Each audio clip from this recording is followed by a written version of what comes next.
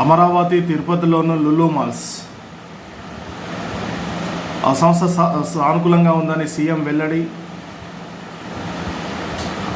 విశాఖతో పాటు అమరావతి తిరుపతిలోనూ మాల్స్ ఏర్పాటుకు లులు సంస్థ సానుకూలంగా ఉంది. విశాఖలో లులు మాల్ ప్రతిపాదనకు రాష్ట్ర మంత్రివర్గం ఆమోదం తెలిపింది. అయితే అమరావతి తిరుపతిలోనూ మాల్స్ ఏర్పాటు చేయాలని ఆ సంస్థను కోరామని సానుకూలంగా స్పందించిందని ముఖ్యమంత్రి చంద్రబాబు మంత్రివర్గ సమావేశంలో వెల్లడించారు. 2014-19 మధ్య అప్పటిది టీడీపీ ప్రభుత్వం కృషితో విశాఖలో లులు మాల్ ఏర్పాటుకు అంతా సిద్ధమైంది. సాగర్ తీరంలో ప్రభుత్వ స్థలం కేటాయించింది. 2019లో వైకాపా అధికారంలోకి వచ్చాక స్థలాన్ని లాక్కొని సంస్థను వెలగొట్టింది. కూటమి అధికారంలోకి వచ్చాక ప్రభుత్వంపై ఉన్న నమ్మకంతో మళ్ళీ రాష్ట్రానికి వచ్చేందుకు లులు అంగీకరించింది.